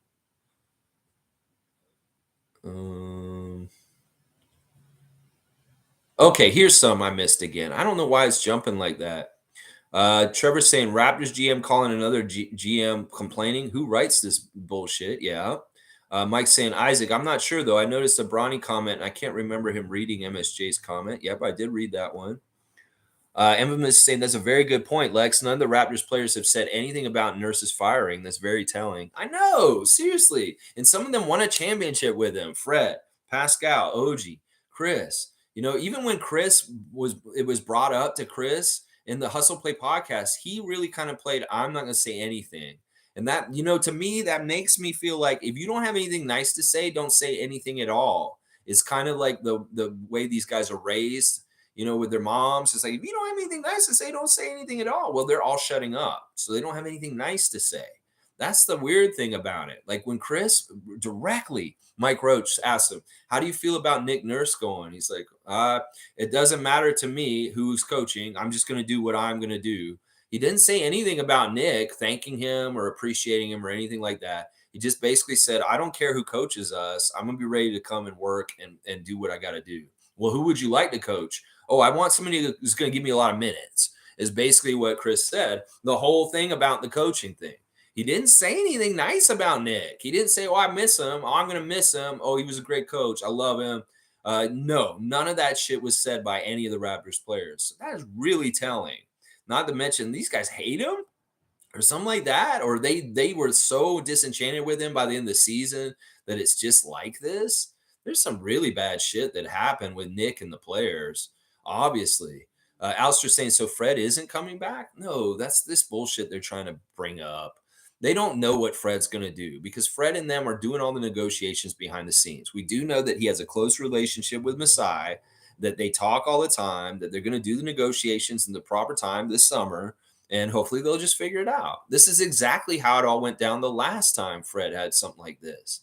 Everybody speculated because it was taking so long. They made up bullshit that Fred didn't want to be here. And then Fred signed a contract that was very reasonable, that would fit for us as a team and also for him as a person. And it was all fine. And there were no problems. In fact, after Fred signed 2 contracts ago, I saw him in person. I talked to him and said, Fred, we're so happy you signed back here in Toronto. He's like, oh man, I'm so happy to be back here too. The dude doesn't want to leave Toronto. Everybody who thinks that Fred wants to leave Toronto, you're crazy. He has a newborn baby that was born earlier this year. You think the dude wants to move his whole entire young family this summer after he just had Layla born this earlier this year? That's a pain in the ass. He doesn't want to take Sana and Fred Jr. out of their schooling that they're doing here. No, he doesn't want to leave. Everybody who thinks that Fred's on his way out, you're crazy. So, Alistair, that's what I'll say right now. He's really close with Masai. They talk all the time. That shit that they're saying that Masai's frustrated with Fred is manufactured bullshit. From the outside, people are looking at it. Well, why didn't he do the contract extension all year? Because they shelved it. They wait until the summer to talk about it and come to it. They don't want to do it in the middle of the season because it's about playing at that time. It's not about money. And that's the big reason why. It's, oh my gosh. Seymour saying, good morning, Raptor Freaks and Freakettes. Positive vibes only. Thank you, Seymour Pape. Sheriff splitting down the law. Positive vibes only. Share the love. That's right. Infamous is saying, you can tell Masai gave Nurse total autonomy and he abused it. That's why he made this statement of being more hands on. Nurse betrayed his trust. There you go. Seriously. Masai was like, all right, I'm going to let you do your thing because I don't want to get in the way. Well, now he wants to really kind of keep track. I really think that the dysfunction among the assistant coaches was a really big part of it. Bjorngren was out of control, and Nate was not being checked by Nick. Nick was like, well, that's my dude. If Nate's upset with you, then you must be doing something wrong. Is I'm going to blindly go with Nate. And people were like, no, Nate is out of pocket. You should have just seen how he just yelled at this lady who does the massage therapy for me. Yeah.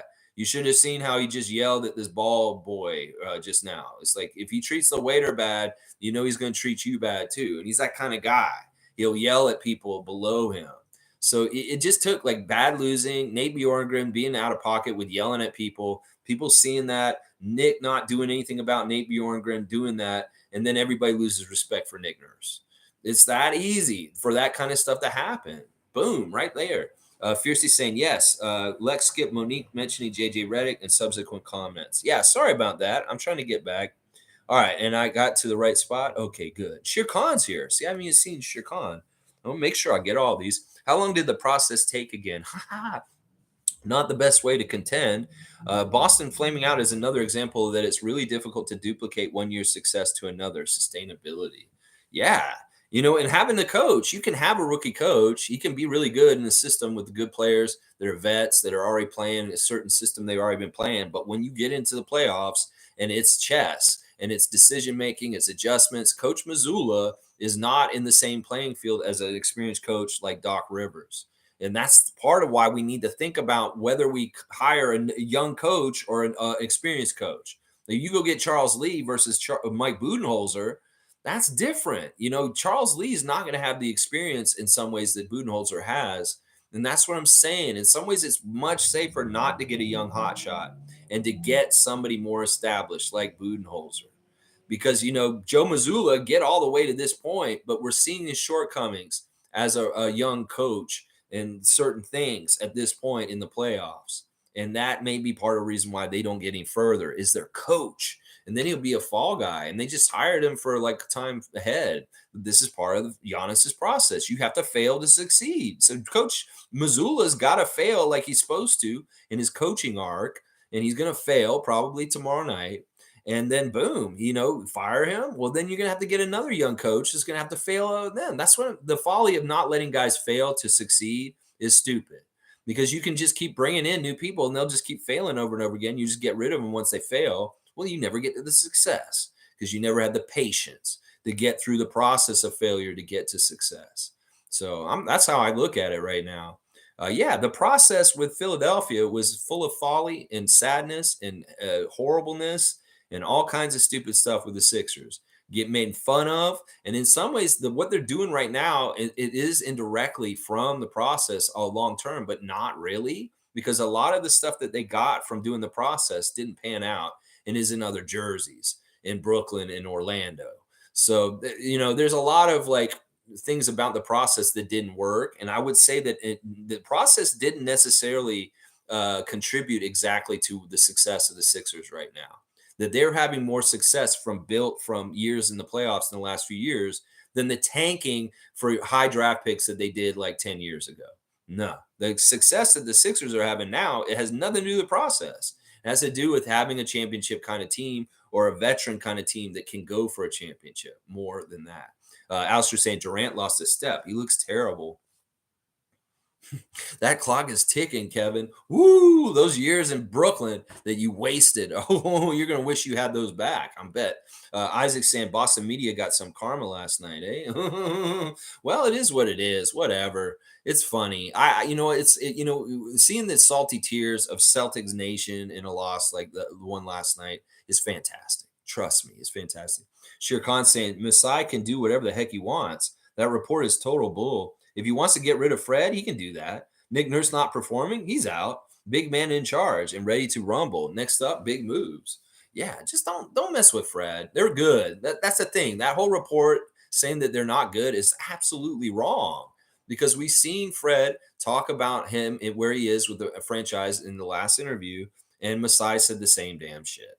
So it's just factually wrong. People can go look at those interviews and they'll see just how stupid that Bleacher Report is.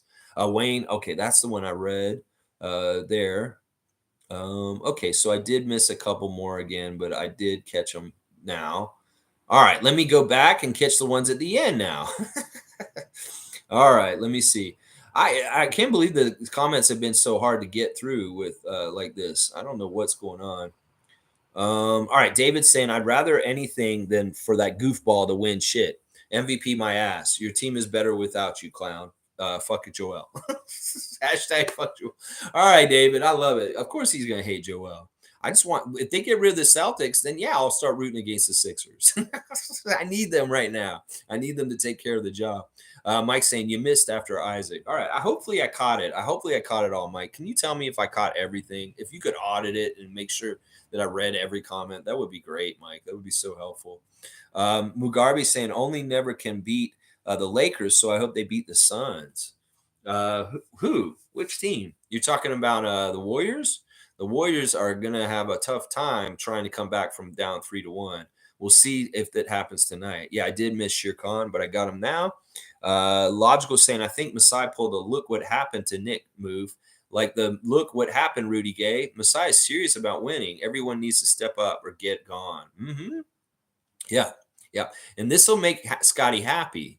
If we want to make Scotty happy, he's got to show that he's serious about winning. And none of this casualness from this last season has got to be sussed out and get the right people that are serious about things going forward. Fiercely saying, I'm glad we have Jakob as he's I'm glad we have Jakob as he's great for our roster. Different skills than Jokic, but much better presence than someone like Gobert. Yak is perfect for us. Yeah, I believe that too. I mean, he's just really smart. He has a history with us. He's done really good things just in a little bit of time that he's been back. We come back next season with a new coach, a new system. Maybe they utilize Jakob very specifically, and we see some really incredible things. Plus, once again, it's always good to get a player in training camp ahead of the season and not be like adding them in the middle of the season because of a trade. You can do a lot more with organizing and getting things set up with him better when you know that you got him coming into the season instead of just all of a sudden, oh, you've got this player now, Nick. Figure out what you're going to do with him. Mike's saying, but Masai's genius before this move. He proved he believes in the team and now is about everyone really understanding. This is the thing. He's trying to tell everybody. He's trying to tell Raptors Nation. He's trying to tell the press. He's trying to tell the NBA world, but they're not listening. They won't listen to the truth of what he's saying. Listen, if there's one thing I've learned about Masai, listen to what he's saying because he will tell you basically straight up what's going on. And these people aren't listening, they're disregarding what he's saying. So he's a really good way for us to fact check the idiots that are writing stupid stuff out there. So thank you, Masai, for being up front, meaning what you say and saying what you mean, and not mincing words and not making it unclear about where you're at, because it makes things like what I do on my channel as far as spreading information easier to spread information positive ways for the Raptors when you're so clear with things and being open and honest with us. I appreciate that. Country Kong's here. Raptors freak Country Kong, Scotty Barnes, Twitch family in the house. Good morning, Raptors freaks. I'm glad I finally caught a stream. Last weekend, we spoke about draft prospects the Raptors should target. I really like Keoti George, Nick Smith, and Jet Howard. Ooh, I watched Van Hoot's thing on Jordan Hawkins. He did a piece with Andrew Reese from the Reese Report talking about Jordan Hawkins from UConn and talking about his skills as a 6'5" shooting guard and why he may be a good fit for the Raptors. So check out Basketball Rewind's piece on Jordan Hawkins. Really cool to see some background on some of the draft prospects. Once again, Country Con, I'm not studying them yet, but I'm seeing the names, and I'll start to get familiar with the names the more you guys drop them in here. Keontae George, Nick Smith, and Jet Howard. All right, good stuff. Shere Khan saying that, Superfan Mo, no worries, just talking about the process. Yeah, the process. We're talking about the process. Masai be the big honcho in charge. NBA really doesn't want Raptors to be on top again. Too bad for them. True North coming. It's the thing. That's why they want to pull us apart. They saw just how good we've built our fort, and now they want to steal all our pieces, and they want to make sure that we're not as good. And they've done a good job of dismantling our team to a degree. That's why we don't want to go any further. Raptors fans that are pushing for us to dismantle this team further by going after Fred or the front office, just stop. Seriously. We need to have some linkages to the championship year, and y'all are absolutely destroying this. If you guys are not Raptors fans and you're just adding noise to add more of this to our nation, just fuck off, please. And if you are Raptors fans with the good intentions in your heart, please stop pushing things that don't benefit us. Seriously. It doesn't benefit us to go after Masai at this point. It doesn't benefit us to go after Fred. Y'all can't control what Fred's going to do. Fred is going to do what he's going to do, and we just have to wait and see what happens. Now, if Fred takes off, then go after him. But if he's still here, y'all need to respect him and stop talking about he's leaving or this or that. People are too much are prognosticating or predicting or making what they think is going to happen before it actually happens. And in some ways, we all need to be reaction people instead of like ahead of things. Y'all get way too ahead. Your ego tells you you can figure it out or know what's going to happen. Bullshit. You need to see what happens and react to it afterwards. And with Fred VanVleet, this is something y'all will be pleasantly surprised about what happens with him this summer. Trust me. That's happened the last couple times his contract's been like this. We've been pleasantly surprised with the arrangement that Fred and Masai figure out together. And it's probably going to happen again. The track record is there. Let's see. Mugarbe is saying, you say something very important that we don't give people time to fail. They can learn from it. Just like how people want to trade our players once they fail is bullshit. Well, think about, in particular, Pascal Siakam, Mugarbe. You know, Pascal has failed at different times in his career, and we could have given up on him, gone away from continuing to give him the ball and push through and get to the levels that he's gotten to. If we had given up on him in like 2 or 3 years into his career, would he be where he is at this point, like flirting with all NBA and being an all-star? No. That's why what Giannis said is important. You have to fail to succeed. And people that are so 100% succeed all the time, that's not realistic. And y'all need to chill out. You need to allow for failure. You need to allow people to have ups and downs, because the downs could sometimes shoot people right on up to really crazy new levels of highs.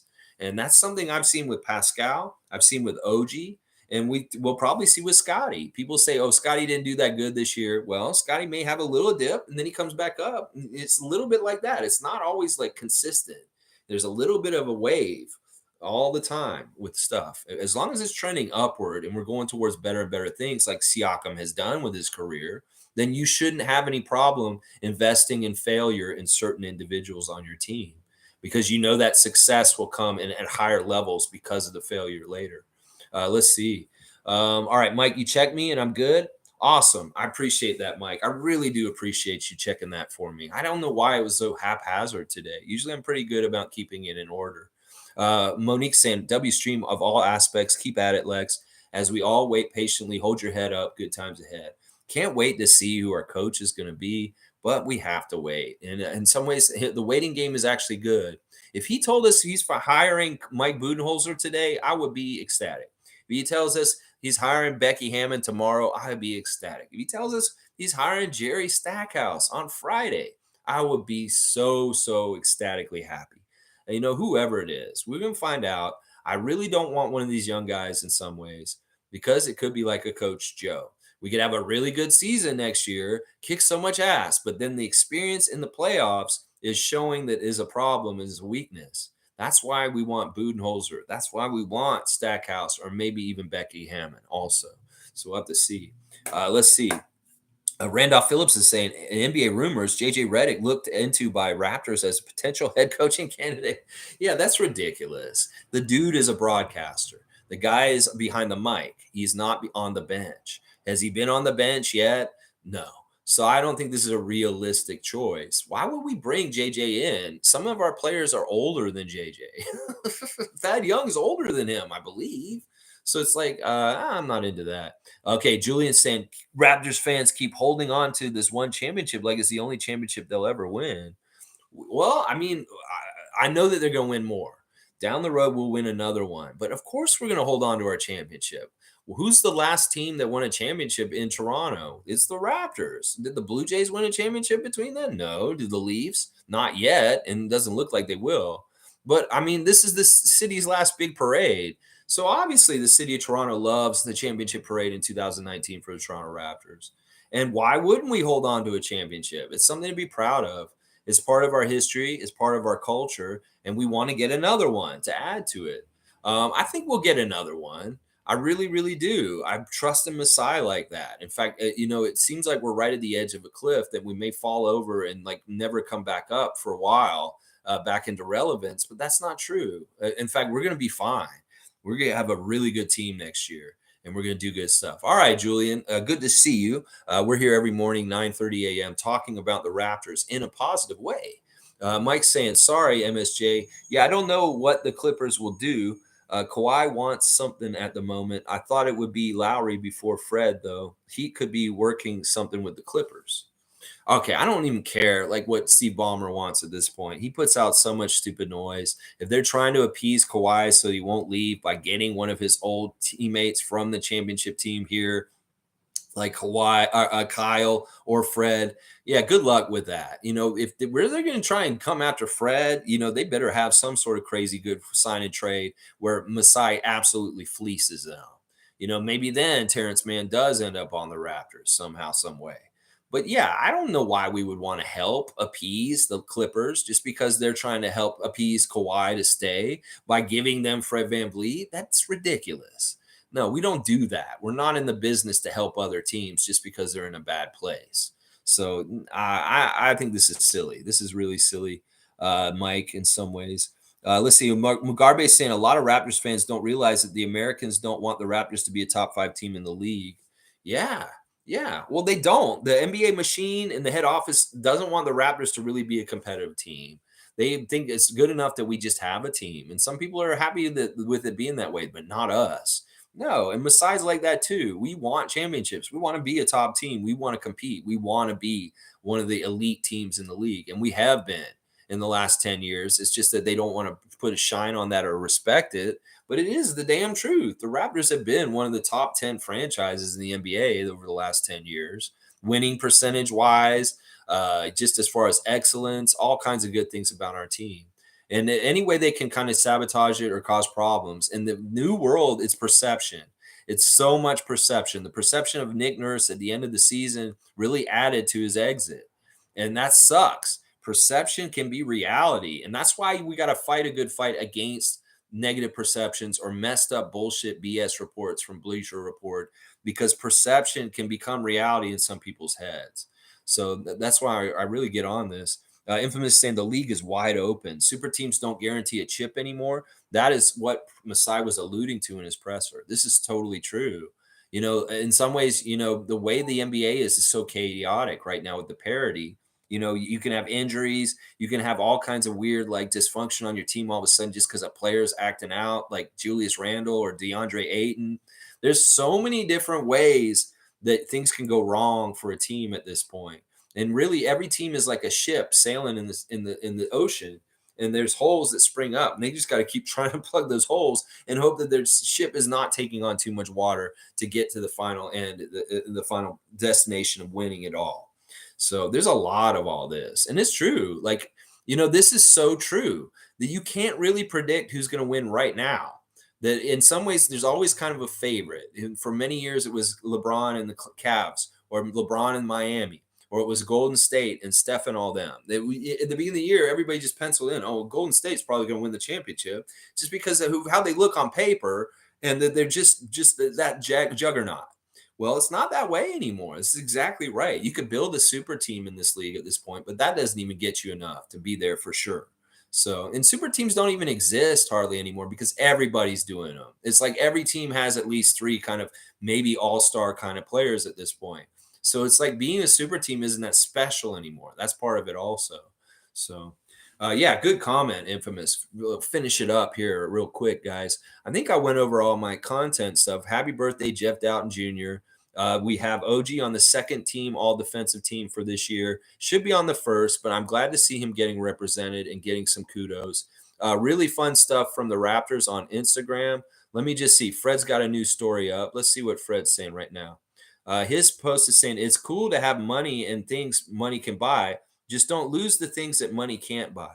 This is all right. Listen to this. All right. Fred's such a money hungry guy.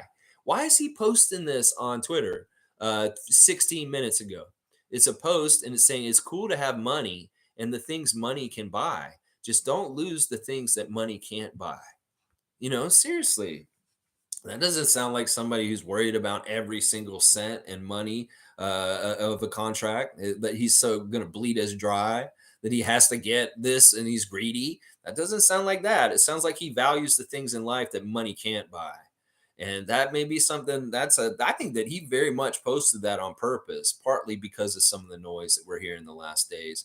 When these guys aren't playing and they're not traveling and they're not all over the place like that, they have a little bit more free time. And it may not be that he's actually checking his social media that closely, but he may be hearing the little edges of some of the dumb things people are saying around him because he's just has a little bit more free time. And well, maybe Fred's doing a little bit of what I'm saying, is putting out perception and putting out a little hints. And I think that says a lot that Fred would say this. It's cool to have money and the things money can buy. Just don't lose the things that money can't buy. And you know what? We could allude that into being like loyalty. That could be like love, friendship. That could be like partnerships. It's values of like being together with your friends on your team in a place that you want to be. That's what I'm saying. In some ways, he's talking about the intangibles that money can't buy. Well, there's a lot of those intangibles have the connection between Fred VanVleet and Toronto Raptors. So that's saying a lot right there. Oh my gosh. Mike's saying that parity will push GMs to make bad moves. That spot where Masai makes big wins. That's what I'm saying too. See, he knows their winning percentage on moves is around 20% or 30%, while his is 70. And he's just like, he's a predator.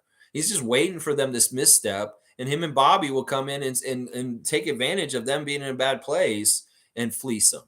And he's done it before. The Bargnani trade, the Rudy Gay trade, the Kyle Lowry trade, even the Kawhi trade. These were all fleecings in some ways for the Raptors to get stuff from other people in major ways. And he's an opportunist, and he's lurking, and he's a predator, and he's just waiting to strike at GMs out there and take advantage of them in a weakened state. Yeah, I like that. How about that for painting a picture right there? Yeah, I love it. Yeah, so we've debunked that Bleacher Report, guys. Go read it if you want. Now, this is what we want from Nick Nurse. This is a 4-page thing. Milwaukee, thank you, thank you, thank you. It's been an incredible 5 years for me and my family. The city of Milwaukee and the entire Bucks organization took us in and treated us like we were a part of their own family. Every door that was open, every corner was turned, every need that was met for an entire 5 years helped us find our way and become part of the city. The warmth of the people and the friendships we found here gave life more meaning and purpose where it probably matters most, at home or around the table breaking bread. Together we won a lot. Together we won an NBA championship, the first championship in 50 years. The memories of the parade, watching the entire city celebrating with the players and staff as the buses made their way through the streets of Milwaukee. That is something we will all cherish forever. The Bucks players have been the best to work with every day. The core four, Giannis, Chris, Drew, and Brooke, provided the foundation and leadership. Surrounding these guys were more great players. This year it was Bobby, Grayson, PC, Joe, Javon, Wes, Jay, Marjan, Thanis, Myers, Goran, AJ, and Lindell. As the coach, I couldn't ask for a better team this year. And every year, the players made us proud, always. The coaching staff, forever grateful to all of you. In my mind, the best in the NBA. The front office, sports performance staff, and business side were all incredibly good with their work. My partnership with John and Peter, my appreciation for both of them and their work as GM and president is very real. And the ownership group led by Wes, Mark, Jamie invested in me and this team. I am grateful for all that they did and for the opportunity they gave me to be the coach in Milwaukee. We all worked to get better, to create a culture and environment that is enjoyed and cherished by all on the team. It has been an honor to do this job, to have a place in the history of the city, the history of the Bucks organization, and for that I will be forever grateful. In my mind, there was no better place to work than for the Bucks and for Milwaukee. Thank you. It's time for a beer and some sun on one of the lakes. Best, Coach Bud. And there you go. That is what Coach Bud Budenholzer wrote. A 3-page thing, and every single thing of that was written could have been written by Nick Nurse towards us, but it is not. And Giannis is saying, thank you for 5 meaningful years, Coach. We accomplished something unbelievable, and I'm forever grateful. Where is all that with Nick Nurse? Seriously, that's a very glaring absence. And it's something weird. It seems petty. Seems really weird because the situation with Budenholzer and Nick Nurse very similar. Now, why is Budenholzer doing this, but Nick Nurse isn't? And in some ways, Budenholzer, he got fired just after his brother was killed in a car accident, and one of his best player was hurt. And there's like some ways his firing could have been maybe unjustified. Whereas Nick Nurse's is very justified. And meanwhile, Nick Nurse isn't classy enough to do this, like Budenholzer. This is really, really telling. Seriously, this is really, really, really telling. Oh, Cowboys here. Good morning, Lex and Raptor Freaks. Let's go. OG should be the first team. And once again, we get back to the main theme for today. OG should have been first team. Everybody agrees. Bradley, Scotty, MSJ, we're all agreeing. First team, though, everyone have a great day. Let's go. You go too, Bradley. And on that note, let me wrap things up. Thanks for watching me today. Please like, comment, subscribe, and share the Raptor Freak channel. We are here every morning at 9:30 a.m. talking Raptors, and hopefully you enjoyed my stuff today. All right, y'all. Nick, when are you going to speak? It'll really, like, it's something now that Budenholzer's done it, it makes you look bad. Now, the Milwaukee Bucks are saying they're interested in interviewing existing coaches that are on other teams right now.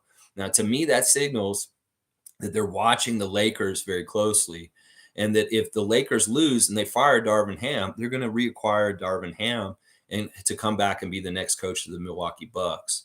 That's what I'm guessing from what the ownership of Milwaukee is saying. They're waiting to see what happens because they're interested in current coaches on other teams. That means Darvin Ham. He was supposed to be Budenholzer's successor, and the Lakers came and stole him already. Well, they may come and try and steal him back to Milwaukee and make him the next coach there instead of Nick Nurse. That's something that I've been noticing. Wayne Strainer saying, thanks for that read on Coach Bud. That's sheer class. I didn't consider him, but he's definitely a class act. There you go. See, that sounds like a guy I'd like to come and coach the Raptors next. Seriously. And you got all that Popovich in him too and different things like that. Yeah. Yeah, he may make funny faces at the sidelines, but Nick did that too. But look at that. He wrote a really nice letter. Infamous saying, have a good day. Keep at it. Keep it tight. Thank you, Infamous. And Cowboy saying, you might have to call Nick. What the fuck? Where is he? I don't know. I don't want to bug him right now, Bradley. Maybe I will call him. If he's missing for too long, maybe I will call him and try and call him at some point. That might be an interesting segment. All right, y'all. Thanks a lot. Let's go, Raptors.